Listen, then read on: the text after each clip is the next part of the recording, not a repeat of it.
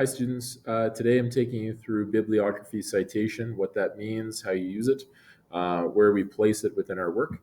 So you're expected to meet all the research components as noted in the Google Classroom assignment, and this includes, of course, an MLA, Modern Language Association formatted bibliography.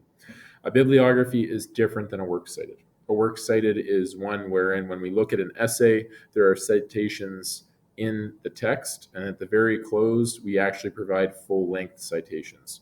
Well, in this case, we're just going to be giving small little citations, or we're not going to be giving small little citations. We're just going to the big one at the end. So bibliography means that among all the points you read and among all the paragraphs you read and the photographs you see, you won't see anything in the text, but this just comes at the very, very end. So if you're creating the Google Plus community, this is one of your posts after your 12, so that you're above and beyond your 12, should be a bibliography post wherein all the sources are listed in alphabetical order. If you're creating a series of infographic marketing posters that are going around the school, I need the sources for each poster in terms of each poster's content, whether it be photographs or information and facts. The idea is anything that's not yours, you need to be accountable for. I'm going to say it one more time.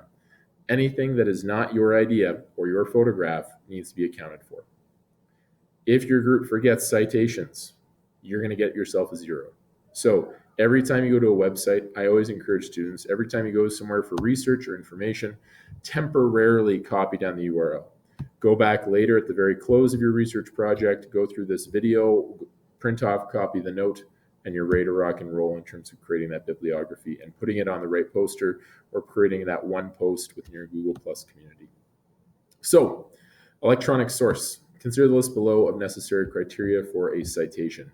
Each one should have this info. If it's not available when you go to that website, in other words, a lot of organizations that are really big groups, you won't find the individual name of one person who created it. Why? Because they're a big enough organization. They probably contract out to a web developer, or they've got in-house people who can't take credit because that's part of their contract for working there.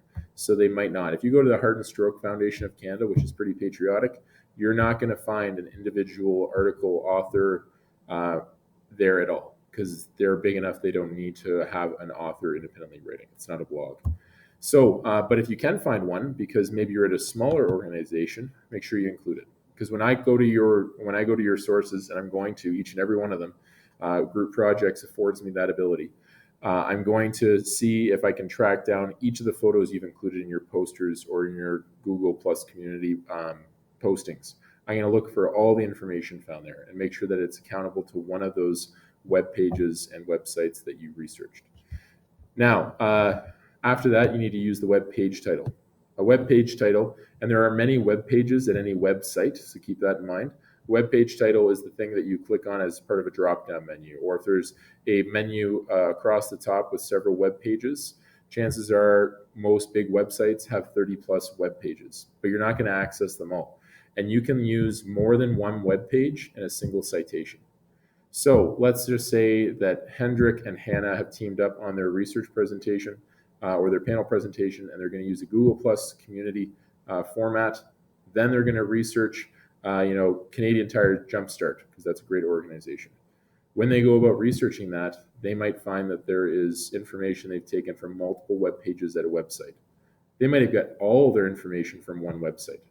Now their job is just to post that one citation that has the laundry list of web pages they visited.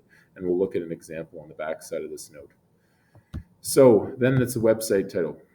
There should be only one, usually found in the top left. It's usually also part of the actual web address, so like up here in the URL. Publisher of the website can usually be found at the bottom. Don't confuse this for just the repetition of an address or anything like that. Usually you're looking for a copyright symbol, what have you.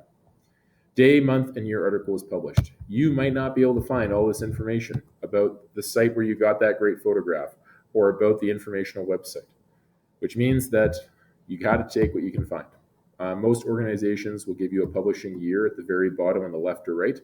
Go with that year, and if you can find individual articles at that website with more specific dates, that's when you might need to break off and use some various citations, okay? Form, you have to include web if you got it from the web.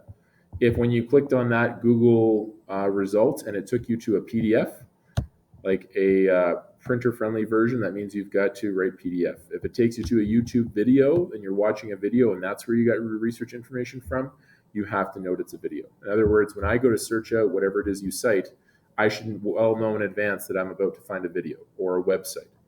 And then lastly, and this should be a no-brainer, the day, month, and year the article was accessed by you and your group, and give me the most recent day.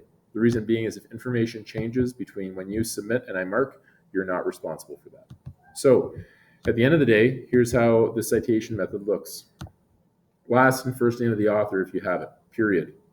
Web page title, period, or comma, and those are in quotation marks. If you've got several, you list several before you get to the website title, which is always in italics, period. Publisher of website, comma, day, month, year article was published if it's available, otherwise just the year, and if that's not available, maybe you've got an exception, that's fine.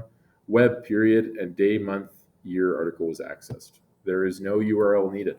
There shouldn't be. If I actually type in your web page or your website title, it should automatically take me there as one of the options on Google search. And if you think you've got an exception, just come seek me out. We can talk about it. So here's how it could look. Kane, Kevin, period. The negative effects of Facebook on communication, period. Social Media Today is the website. And according to Social Media Today, it is actually a Toronto University Press publication, and it was published on the 29th of June 2012. And based on this citation, it's a website, and it was retrieved on the 10th of October 2017.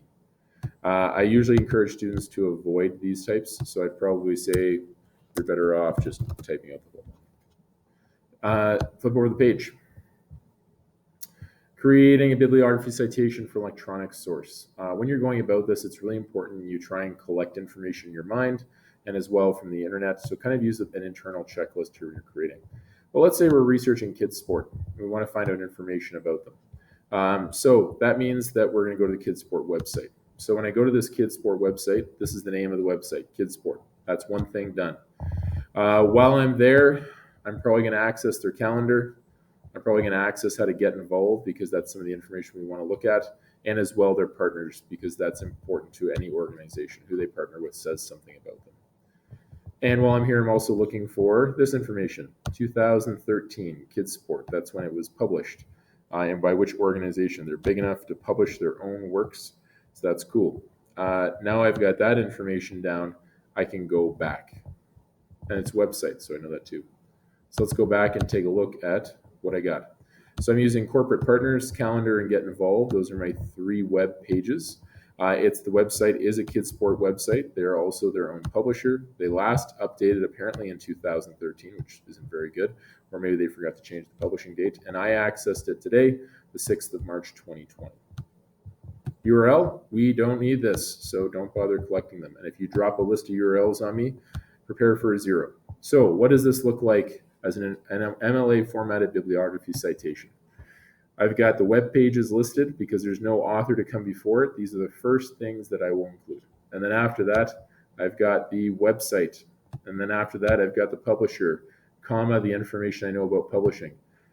It's a website, and I accessed it on the 6th of March, 2020. For those of you going to university, you'll pick up an APA format. It's not that much different. So just be prepared for that. So let's keep going down here. This is a reminder about the template. You can see how it matches above entirely. Okay. Now, down below here, you might have to contact an organization if they don't have important information that you need for this presentation. That's fine.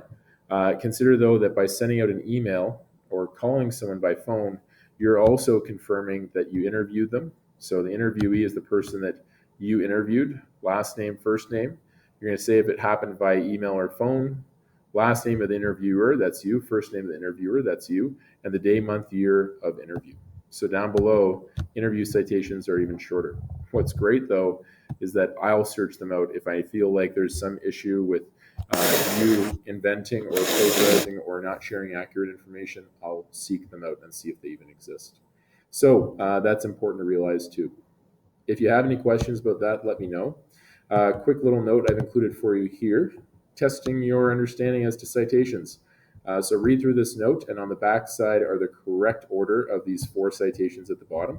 So it's really important that you're able to think as to whether or not you're going to be able to organize them correctly. Because believe it or not, even at the bottom of a poster, even at the bottom or the last post of your Google Plus community posts, when you're including your citations, they need to be in the right order. That makes them additionally flawless. So for those of you looking to get a perfect mark on the bibliography to prepare yourself research-wise for university or school beyond, this is a great task in order for you to get that skill set down. What am I looking for? Where do I find it? How do I order it effectively and correctly? So otherwise, let me know if you have any questions. Take care.